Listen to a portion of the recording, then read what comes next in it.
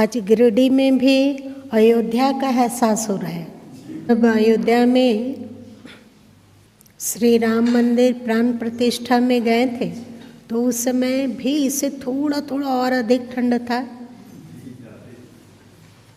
अधिक ठंड था।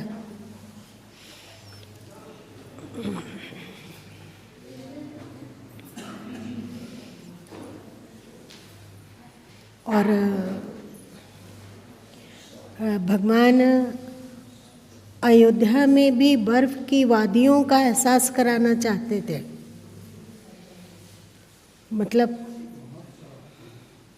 हिमालय के उत्तुंग शिखर पर किसी को ठंड के दिनों में कैसा अनुभव होगा, इसका एहसास वे कराना चाहते थे। तो हम लोग जहाँ ठहरे हुए थे, जिस होटल में, तो गुरु माँ समझ नहीं पा रहे थे कि इतनी ठंड क्यों लग रही है।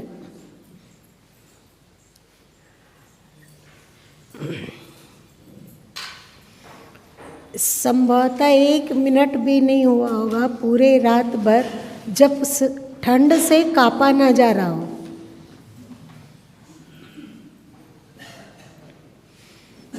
बहुत कि कारण क्या है इस तरह का ठंड का?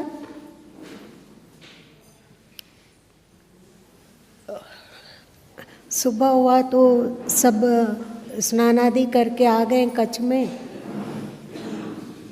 तो हमने कहा कि कहीं ना कहीं तो कुछ है, लोचा है। तो वे लोग एक रूम हीटर खरीद के भी ले आए, जला के रखा हुआ तो भी थर। तो गुरु माँ ने पर्दा हटाया खिड़की का तो पता चला कि उसमें खिड़की ही नहीं है।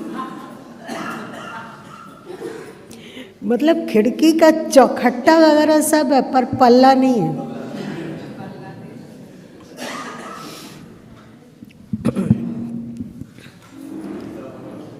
जी हाँ, तो ठंड तो बिल्कुल हिमालय का आनंद लिया गया। कुछ हो सकता था कि कुछ हो जाए, इतना ठंड। शायद हिमालय के शिखर पर भी उतना ठंड होता है या नहीं, पता नहीं।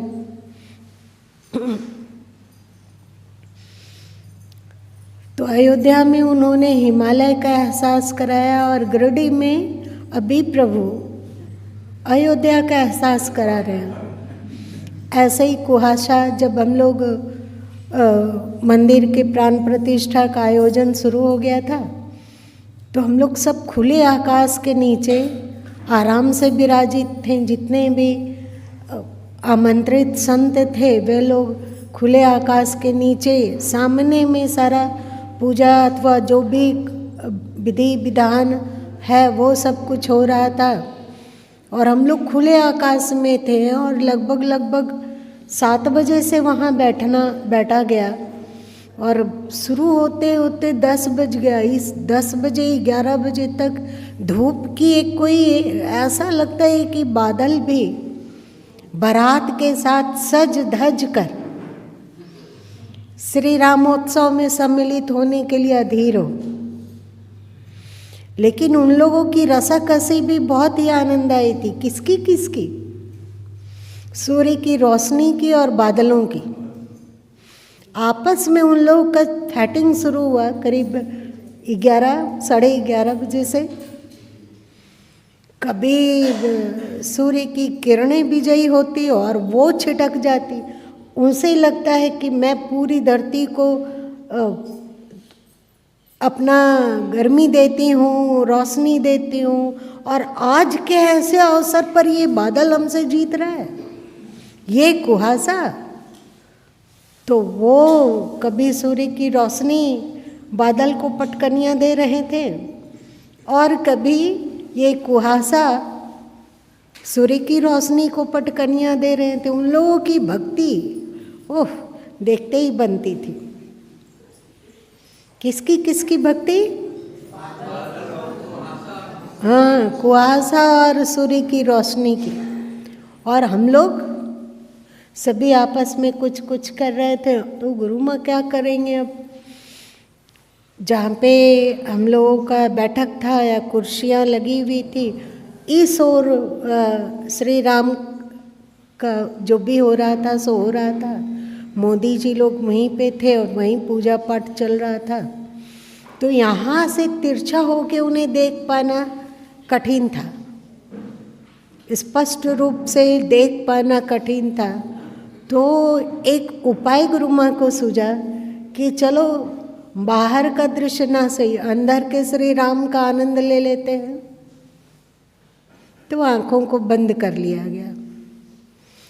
शरीर को एहसास था बादल और रोशनी की रस्साकसी का, कुहासा और सूर्य की किरणों का आपसी फैटिंग का। वो उस फैटिंग में भी ना आनंद और भक्ति थी। और ऐसा प्रतीत हो रहा था जैसे अखिल प्रकृति वहाँ उपस्थित होकर आनंद से चूकना नहीं चाहती हो। वहाँ उपस्थित होने का होड़, थोड़ा थोड़ा सा हम लोगों का वस्त्र भी भीगने लगा था कुहासा से, और ठंड इतनी कि कहो मत। बहुत सारे लोग बहुत सारे लबादा ओढ़ के आए थे संत लोग, और गुरु माँ तो ऐसे ही थे। तो ये बाहर की परिस्थितियों से दिल दिमाग बिखर ना जाए, इसके लिए आँखों को बंद करके चुपचाप। कोई आया तो जलपान का डब्बा दे रहा था, पुकारा तो भगवान ने एक व्यवस्था कर दी थी। डब्बा लिया और एक गुरु माँ के बगल में ही साध्वी जी बैठी थी। वो कौन थी, कहाँ से आई थी, उनका नाम क्या था, मैं कोई परिचय नहीं है। तो हमने डब्बा उनकी ओर बढ़ाया, वो चुपचाप डब्बा लेकर और अपनी झोली में रखे, और गुरु माँ को आनंद आ गया। आज उसी का एहसास है। बहुत अच्छा। इस कुहासे में भी और इस कड़क ठंड में भी प्रभु की उपस्थिति देख पाने पर बहुत खुशी।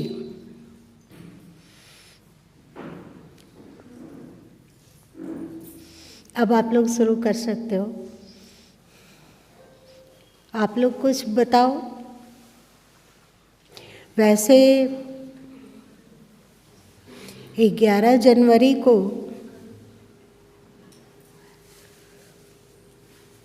पौष शुक्ल पक्ष द्वितीया हिंदी तारीख से श्री राम जन्मभूमि प्राण प्रतिष्ठा का आयोजन पूरे भारतवर्ष में हो रहा है।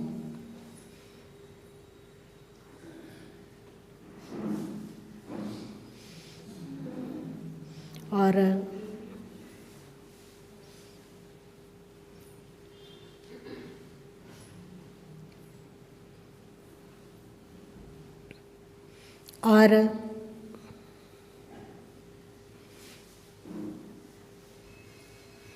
हम लोगों से क्या होना है वो तो वो ही जानेंगे।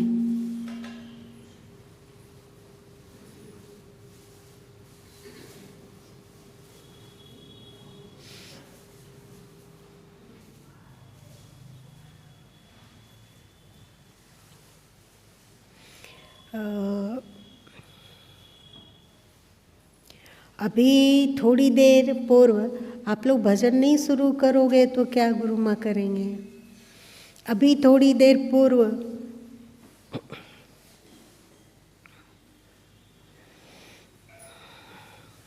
कुछ विचार चल रहे थे अंतस में, ज्ञान सूत्र लिख लेने के बाद।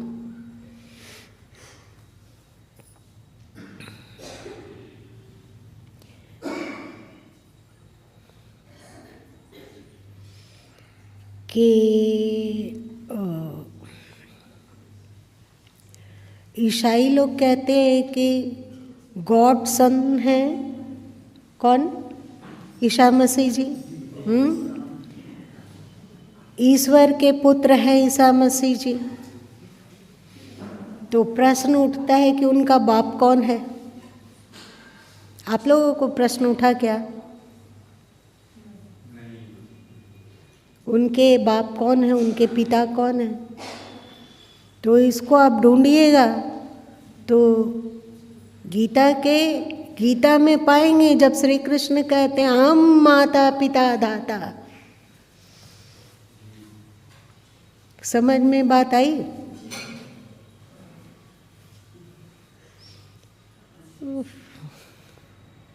आप लोगों को नहीं लगा क्या? उसका मतलब ईसा मसीह को ईसा मसीह बनाने वाले कौन है? तो ये बहुत ही खुशी की बात है। तो आता है, इस्लाम में कहा गया है कि मोहम्मद साहब अल्लाह के पैगंबर हैं, कहा जाता है ना। पैगंबर मतलब होता है भेजा गया दूत। तो फिर अल्लाह कौन है? तो फिर गीता में अहम ईश्वर है। आप लोग समझे? क्या समझे?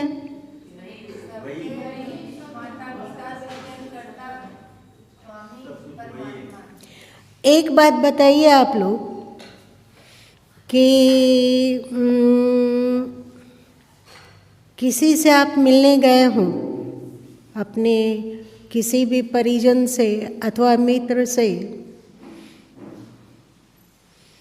तो उनके चपरासी से या उनके घर में पाले गए डॉग से मिल लिए तो आप संतुष्ट हो जाएंगे कि घर के मालिक को ढूंढेंगे? तो अध्यात्म में तो आए, पर आप जिस ऑफिसर से मिलने जा रहे हैं उसका एक छोटा सा बेटा बाहर खेल रहा हो तो उसको हाय हेलो सलाम वलाम कर ले तो आपका काम हो जाएगा क्या? आपका काम नहीं होगा। आप चाहेंगे कि आप जिससे मिलना है उससे मिलें। तो फिर केवल ईसा मसीह से हाय हेलो कर लेने से काम बनेगा क्या? उनके पिता से मिलना होगा ना। और दूत लोग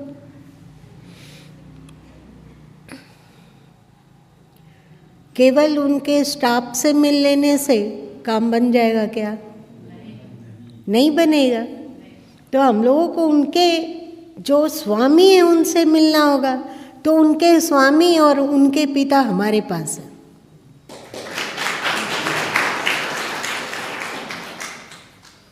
और एक बात दिमाग में आई, वो भी आप लोगों से चर्चा कर लेते हैं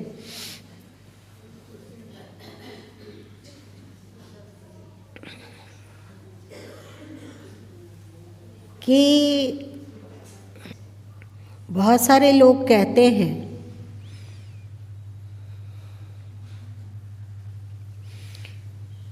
कि हवाई जहाज की कल्पना किसने की थी? वो देखिए, पुरातन काल में तो भारत के पास है हवाई जहाज भी और उसका तकनीक भी, और उस पहली सोच हमारे भारत के पास है। लेकिन अभी आधुनिक काल में हवाई जहाज की सोच और कल्पना और इसका निर्माण कौन? वाह, आप सबों को तो बहुत अच्छा याद है।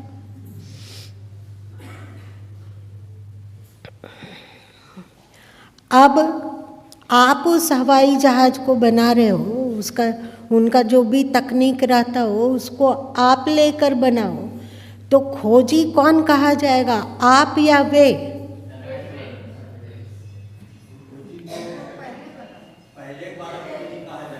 जो पहले बनाया। सही, आप लोग सब सहमत हो?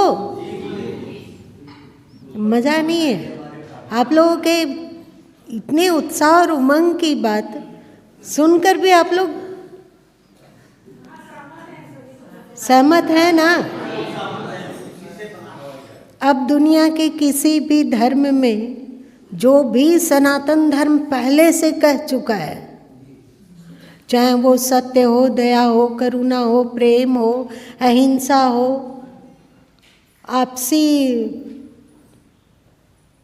और जो कुछ भी, कि चोरी नहीं करना चाहिए, झूठ नहीं बोलना चाहिए, जुआ नहीं खेलना चाहिए, नशा में नहीं जाना चाहिए इत्यादि पहले से ही हमारे पास थी। अब वे अन्य भिन्न भिन्न संप्रदाय के लोग हुए और उन्होंने इस चीज को अपनाया और कहते हैं कि हम सनातन धर्म से अलग हैं।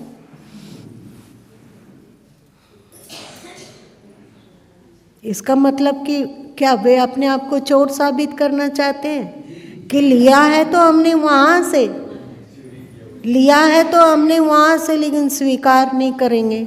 इसके लिए तो किसी पुलिस प्रशासन का डंडा खाने पर ही सब दिमाग सही हो सकता है ना।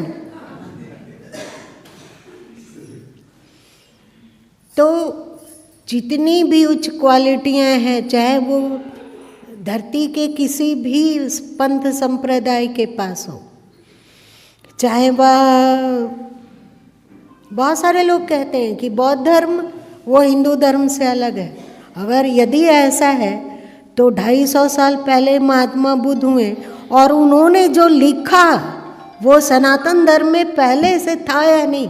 इसका मतलब क्या महात्मा बुद्ध चोर थे और आप लोग क्या हो, चोर के फॉलोअर हो क्या? वे तो, महात्मा बुद्ध ने तो कभी नहीं कहा कि मैं सनातन से अलग हूँ। आप यदि कहते हो कि हम उनसे अलग हैं तो सबसे पहला काम करो कि जो तुमने सनातन धर्म से लिया है वो चुपचाप अलग करके रख दो और अपना पंथ और संप्रदाय अपने पास रखो, उसके बाद तुम अलग हो।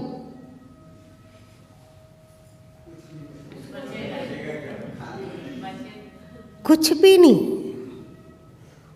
लोग कहते हैं कि जैन धर्म सनातन धर्म से अलग है। यदि ऐसा है तो जो सनातन धर्म में पहले से था और जिसे आपने लिया है उसको अलग करके रखो और अपना ठीक है, जैसे रहना है रहो। सिख कहते हैं कि हम सनातन धर्म से अलग हैं। अगर वे अलग हैं तो जो पहले से सनातन धर्म के पास था उनको, उनकी वाणियों का 650 साल ही लगभग हुआ है, तो उन्होंने जो जो भी सनातन धर्म से लिया है, चाहे श्रद्धापूर्वक लिया, चाहे उधारी करके लिया, चाहे चोरी करके लिया, जैसे भी लिया हो, वो चुपचाप किनारे करके रखो और अपना पंथ अपने पास रखो। चाहे कबीर पंथ हो या दादू पंथ हो या दरिया पंथ हो, चाहे गायत्री परिवार हो, है ना, चाहे ये जो भी अच्छी बातें हैं, चाहे ये ब्रह्म कुमारीज हो जो कहते हैं कि हम अलग है और विशिष्ट है,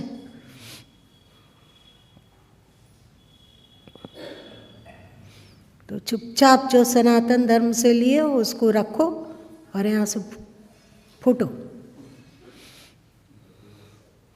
कबीर पंथी कहते हैं कि हमारे कबीर साहब की वाणियों में जो है वो और कहीं नहीं है। बात सही है। तो सनातन धर्म से लिया हुआ सब चीज को वे चुपचाप रख दे और अपनी पंथाई बातों की चर्चा करें, चाहे और कुछ भी हो। यदि ईसाई लोग जो या तो चोरी करके लिए अथवा भिक्षा मांग के लिए हों, कुछ तो लिए होंगे, तो जो सनातन धर्म का तत्व पहले से ही था उसे वे चुपचाप रख दें और फिर अपना धर्म का प्रचार प्रसार करें। इस्लाम में जो भी थोड़ा बहुत अच्छाई है उनके पास से यदि वो अच्छाई हट जाता हो तो उनके पास क्या रहेगा? किसी भी पंथ से यदि सनातन धर्म के तत्वों को निकाल लिया जाता है तो उनके पास क्या बचेगी? केवल शैतानियत।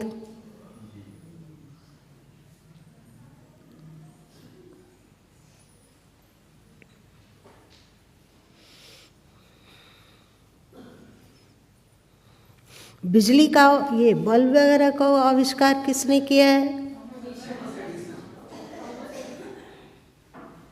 आप यदि अब बल्ब का मैन्युफैक्चरिंग कारखाना खोलते हो और बोलो कि ये लाइट को हमने बनाया, हमने खोजा है, ये हमारा है, तो क्या होगा? और क्या होगा? आपको जेल में भरा जाएगा, भरा जाएगा। तो इन लोगों को जेल में क्यों नहीं भरा जाता है?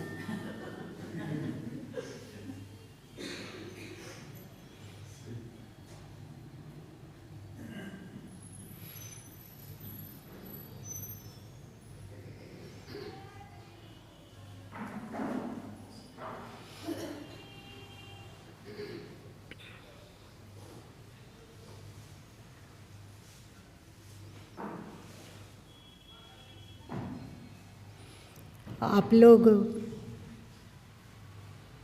प्रसन्न हो?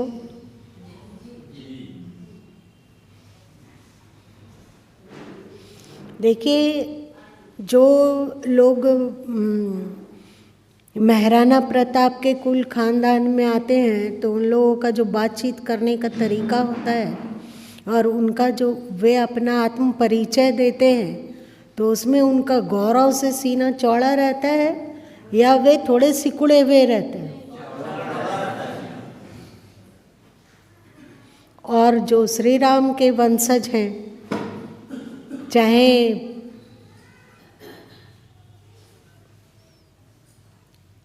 चाहे सिख गुरुओं के वंशज हों या जैन गुरुओं के वंशज हों या इसी तरह के किसी भी महापुरुष के वंशज हों, तो उनका सीना चौड़ा रहता है ना, गर्व रहता है ना।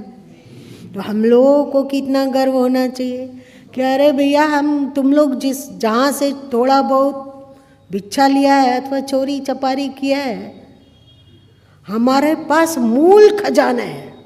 अभी भी देने के लिए हमारे पास बहुत कुछ है।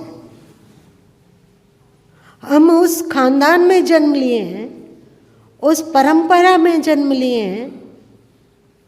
पूरी दुनिया जिसकी ऋणी है, और यदि उस परंपरा से लिया गया संपदा को, चाहे वो भौतिक ज्ञान हो या आध्यात्मिक ज्ञान हो, वे चुपचाप निकाल के रख दें तो वे बिल्कुल छुच्छे हो जाएंगे। और कहावत है, छूछा को कोई नहीं पूछा।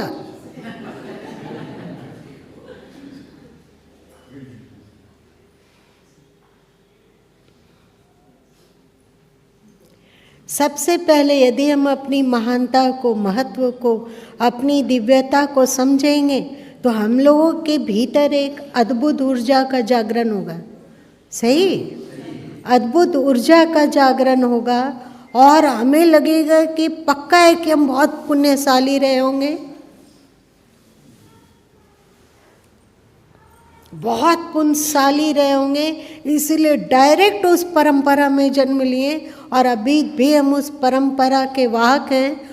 पूरी दुनिया पहले भी हाथ फैलाई हुई थी जिस परंपरा के आगे, आज भी हाथ फैला हुआ ही उनका है और आने वाले दिनों में भी उनका हाथ हमारे सामने फैला हुआ ही रहेगा। हमारे पास वो धर्म है, वो ज्ञान है, वो विज्ञान है।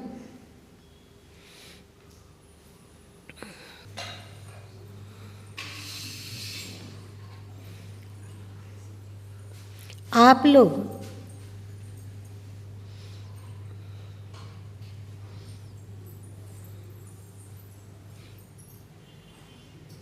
किसी मंदिर के निर्माण में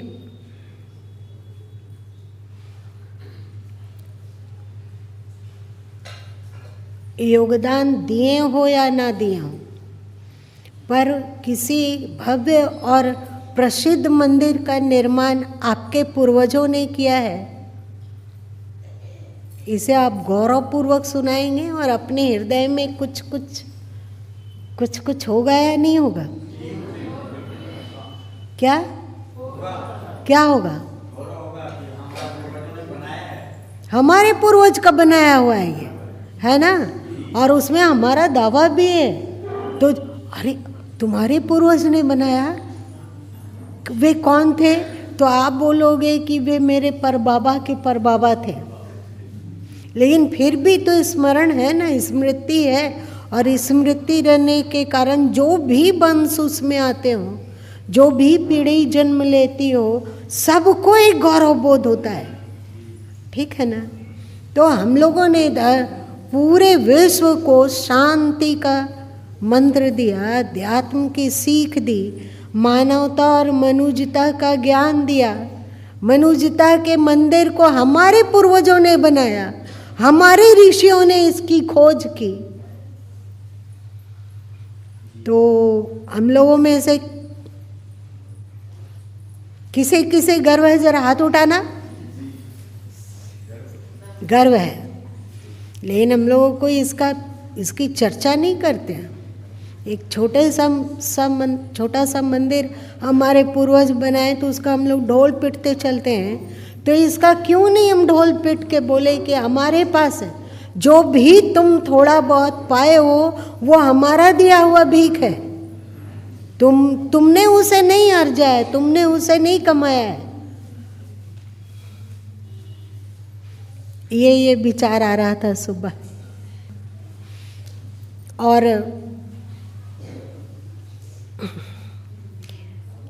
5 मिनट में हम लोग आज का जो ज्ञान सूत्र है, जो सभी के लिए लिखा गया है, उसका अध्ययन कर लेने से उसके बाद हम लोग भाव विभोर होकर फिर भजन में डुबकी लगाएं तो ज़्यादा अच्छा है। सही? चलिए शुरू करो। ज्ञान सूत्र। सुखी भव। आंगल 9 वर्ष की बधाई। नया साल आपके लिए खुशियाँ, सफलता और उत्कर्ष के उपहार से पूर्ण हो। नए वर्ष के कुछ अनमोल सूत्र। नए वर्ष में आप अपना कोई ऊंचा लक्ष्य बनावें, कुछ नया और उत्कृष्ट करने का संकल्प लें। अपने लक्ष्य प्राप्ति हेतु छोटे छोटे ही सही पर सतत कदम बढ़ाते रहें।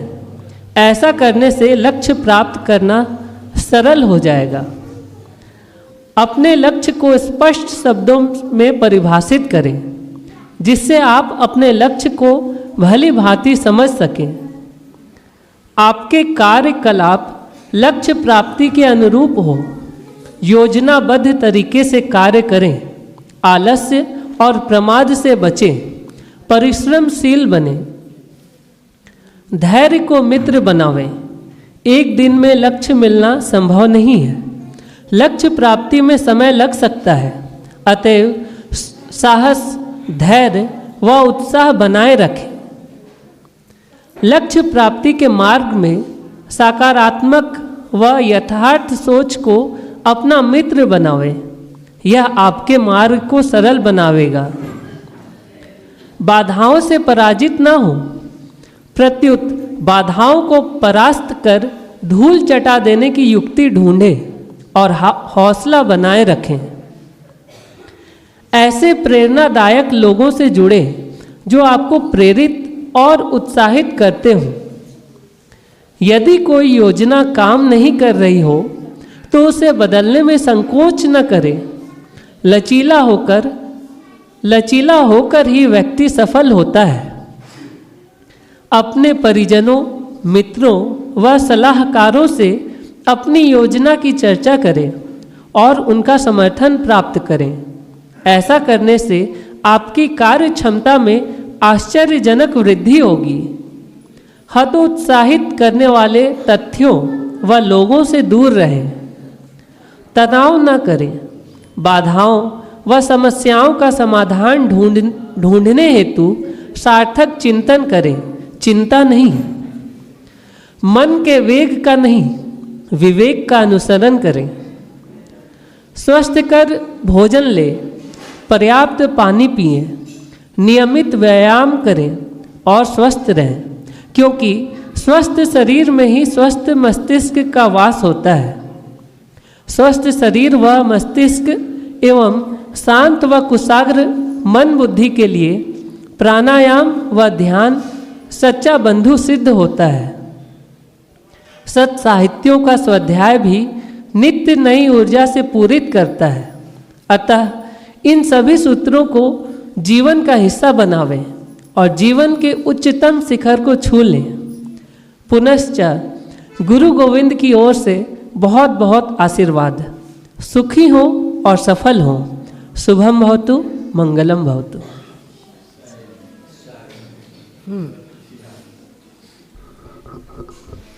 इसलिए मेरा उपदेश पहले हो चुका है, तो अब आप लोग शुरू कर सकते हो।